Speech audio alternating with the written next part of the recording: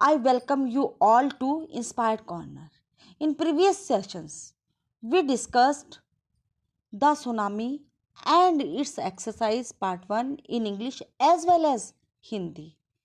In this session, we will discuss its exercise part 2. In this session, we will discuss working with language. Let's start.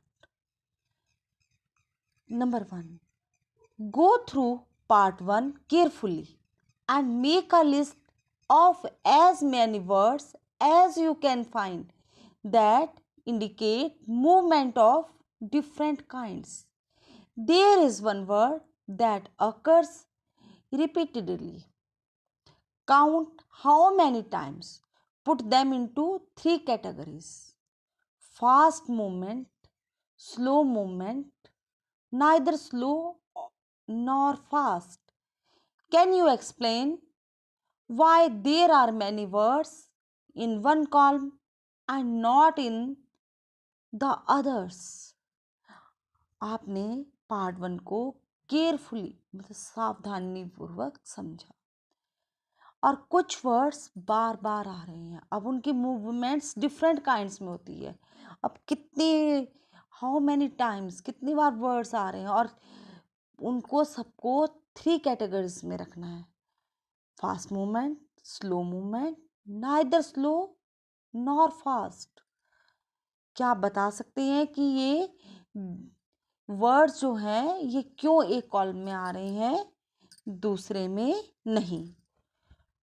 Answer: fast movement. Earthquake, roast, trimmers, swept, rain, fail, climb. Slow movement, floating a seat, neither slow nor fast, walking. The fast movement has more words than the other 2 columns. That is slow movement and neither slow nor fast. This indicates that there are fast movements in a tsunami and it is extremely difficult to avert such a critical situation both for men and animal instantly. Although people were fast in their movements such as running or climbing, most of the people got washed away by the tsunami waves. अधिकतर words fast movement में आए हैं और जो slow movement और neither slow nor fast में बहुत कम आए हैं.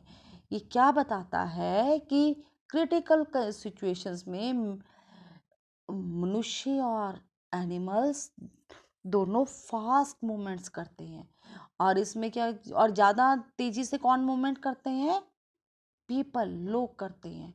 और सुनामी में बहुत से लोग भागे या ऊंचाई पर चढ़े बचने के लिए और बहुत से लोग बह गए. Question number 2. fill in the blanks in the sentence below. The verb given in bracket will give you a clue.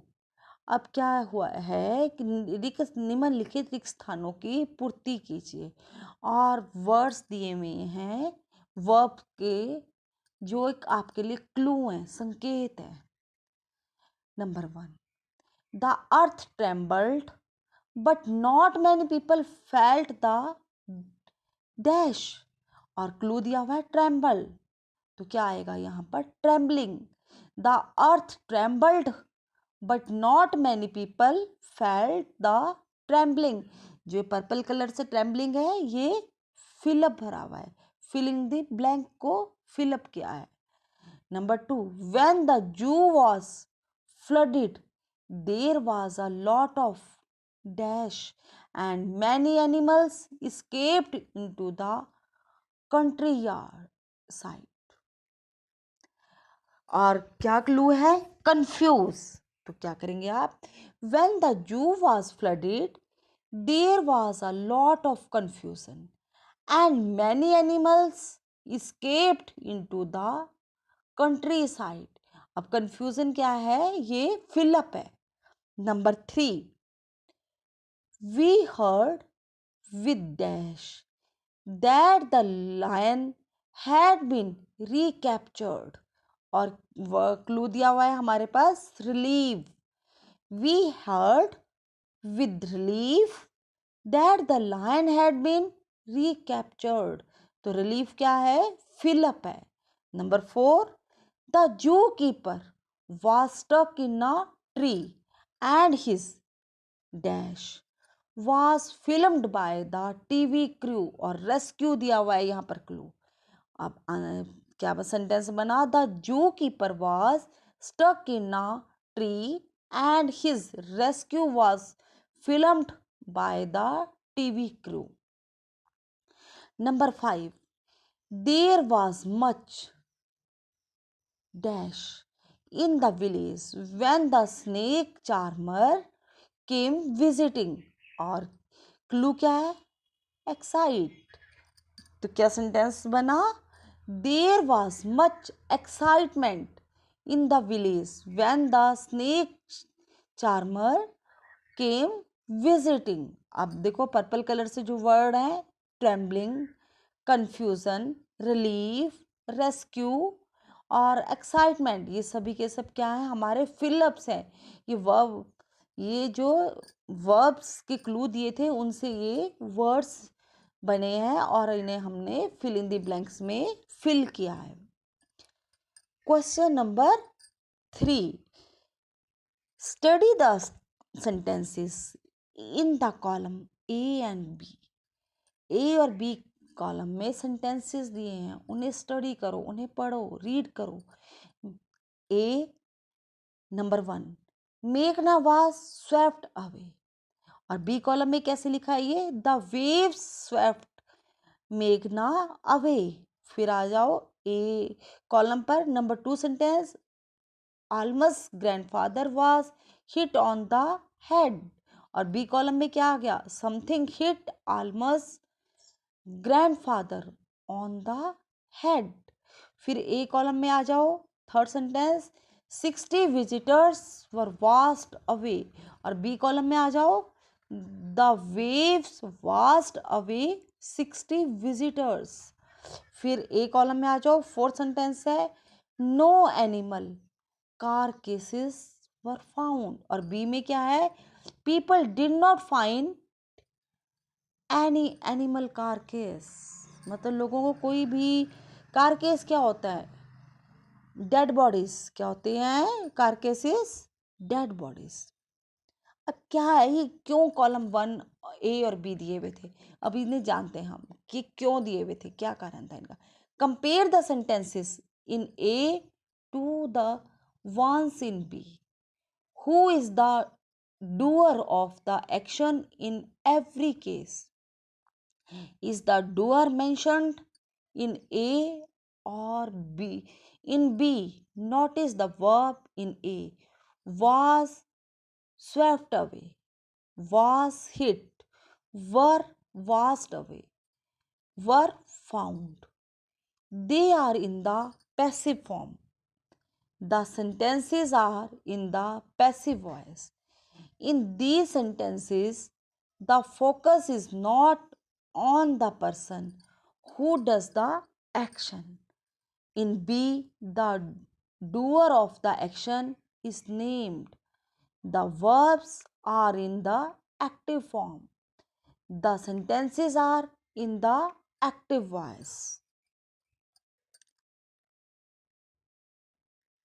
Say whether the following sentences are in the active or the passive voice. Write A or P after each sentence as shown in the first sentence. Someone stole my bicycle. अब ये क्या है? Example दिया हुआ है. तो ये क्या है? ए का मतलब क्या होता है? एक्टिव वॉइस है यहाँ पर. Number 2, the tyres were deflected by the traffic police. क्या है ये? Passive voice. तो क्या लगाया हमने यहाँ पर? P. Number 3, I found it last night in a ditch near my house. A क्या है? Active voice. Number 4, it had been thrown there. P क्या है? Passive voice. Number 5, my father gave it to the mechanic. A, तो A क्या है? Active voice. फिर number 6 पर क्या आया? The mechanic repaired it for me. ये भी क्या है? Active voice. अब बात करते हैं हम स्पीकिंग एंड राइटिंग की. वर्किंग विद लैंग्वेज में काम कर रहे हैं तो हम बात करेंगे स्पीकिंग एंड राइटिंग की. Question number 1, suppose you are one of the volunteers who went to the Andaman and Nicobar Island for relief work after the tsunami. मन सोचिए कि आप एक वॉलंटियर हैं और आप अंडमान निकोबार आइसलैंड में सुनामी के बाद रिलीफ वर्क के लिए जाते हैं, काम कर रहे हैं. You work in the relief camp distributing food, water and medicine among the victims. और आप क्या काम कर रहे हैं वहाँ पर? आप रिलीफ कैंप में डिस्ट्रीब्यूटिंग बांट रहे हैं फूड, वाटर और मेडिसिन किनको? विक्टिम्स को, जो उससे सुनामी से प्रभावित हुए हैं. You listen to the various stories of bravery of ordinary people even as they fighting against odds to bring about some semblance of normalcy in their lives. और आप उनकी ब्रेवरी, ऑर्डिनरी साधारण लोगों से भी उनकी अलग अलग स्टोरीज, ब्रेवरी, साहस की कहानियां सुन रहे हैं कि कैसे उन्होंने अपनी जिंदगियां और दूसरों की जिंदगियां बचाई. You admire their grit and determination. और आप उनके साहस और निर्णायक क्षमता से प्रभावित हो, आकर्षित हो. Right a diary entry. और एक डायरी एंट्री लिखिए. You may start in this way. और आपने जो डायरी लिखनी है उसे स्टार्ट ऐसे करना है. 31st December 2004, the killer tsunami struck these islands 5 days ago, but the victims are being through in even now. Each one has a story to tell. Dash dash dash. अब आपने क्या लिखना है? इस पर आपने क्या लिखनी है? एक डायरी लिखनी है. तो हम क्या करते हैं? डायरी स्टार्ट करते हैं. 31st December 2004. Dear diary. अब हम स्टार्ट करते हैं. The killer tsunami stuck these islands 5 days ago, but the victims are being brought in even now. Each one has a story to tell. Their stories are hair-raising as well as heartening or inspiring. अब क्या है यहाँ तक? Dear diary, 31st December 2004. Dear diary. एक killer tsunami, killer मतलब एक ऐसी tsunami आई थी जिसने कि लोगों को मार दिया. किलर मारने वाली. और 5 दिन पहले आई थी, पर उसके विक्टिम्स, उससे प्रभावित लोग अभी भी आ रहे हैं और सबकी अपनी एक कहानी है. और जो उनकी कहानी है उससे क्या हो जाता है? हमारे हेयर रेजिंग का मतलब होता है रोंगटे खड़े हो जाना. रोंगटे खड़े हो जाते हैं और उनसे हमें दिल को लगते हैं और इंस्पायर भी होते हैं. Many were determined to start a new life. उनमें से बहुत सारे लोगों ने क्या निर्णय लिया कि अपनी एक नई जिंदगी शुरू करें. They don't want to stay in the camps for long. वो ज़्यादा समय तक इन कैंप्स में नहीं रहना चाहते थे. They feel small because living on charity was disgraceful. अब वो इसमें मतलब उनके पास वो बहुत छोटा महसूस कर रहे थे और उन्हें चैरिटी से, दान से मतलब रहना, जिंदगी जीना डिसग्रेसफुल, असम्मानजनक लग रहा था. Most of them want to return to their cottage which are no more there and to get a fishing boat to earn their livelihood. अब वो क्या, उनमें से बहुत सारे तो अपने कॉटेज, अपने घरों में वापस जाना चाहते थे, पर वहाँ पर उनका कुछ भी नहीं बचा था. और वो क्या, फिशिंग बोट से अपने जीवन को आधार मतलब लिवलीहुड, अपने जीने के लिए पैसा वो कमाना चाहते थे, अर्न होता है कमाना। One women through old recalled how she had saved a child from drowning. अब एक और बूढ़ी औरत, उसने बताया कि कैसे उसने एक डूबते बच्चे को बचाया। अब question number 2, the story shows how a little girl saved the lives of many tourists when a tsunami struck the beach, thanks to the geography lesson that she had learned at school. She remembered the visuals of a tsunami and warned her parents. अब आपने story में पढ़ा कि एक छोटी सी बच्ची ने कैसे बहुत से पर्यटकों की जान सुनामी में बचाई। और ये किसका दिन है? उसने कि जो एक विजुअल क्या होता है, वीडियो जो देखी थी उसने एक ज्योग्राफी लेसन की स्कूल में, उससे उसे सुनामी के बारे में पता लगा और उसने अपने माता पिता को इसके बारे में बताया। Do you remember any incident when something that you learned in the classroom help you in some way outside the classroom? और आपको भी कोई इंसिडेंट पता है कि जब आपने क्लासरूम में इसे सीखा और बाहर भी आपने इसे आजमाया? Right your experience in a paragraph of about 90 to 100 words और narrate it to the whole class like an anecdote। और आप इसके ऊपर एक पैराग्राफ लिखिए 90 से 100 वर्ड्स का, जिससे आपको ये क्लास को इकट्ठा करने में आप बता सकें। वैसे तो ये क्वेश्चन आपके खुद के लिए कि आपने इसे खुद करना है, पर मैं इसमें अपना एक एक्सपीरियंस शेयर कर रही हूँ, आप उसे पढ़िए और अपने एक्सपीरियंस को इसमें लिखिए।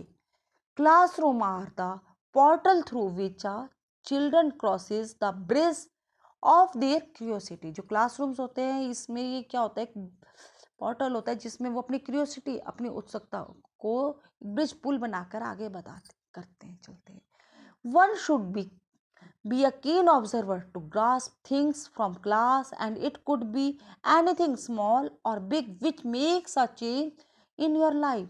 और ये एक छोटा सा भी हो सकता है क्लासरूम में सीखने का चीज़, और बड़ी भी हो सकती है जो कि आपकी लाइफ में बड़े बड़े चेंज भी ला देती है। One such incident that I learned from my class and that helped me further in my future is of the power of unity। ऐसा ही एक इंसिडेंट है जिससे मैंने जो क्लास में सीखा, जो मेरे फ्यूचर में मुझे पावर ऑफ यूनिटी, एकता की शक्ति के बारे में बताता है।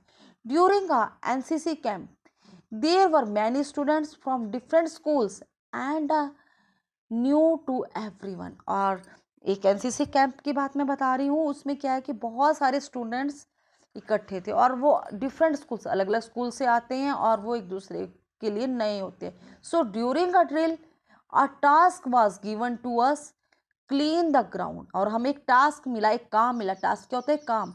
As everyone was alone trying to do it, but it was not effective enough at that time।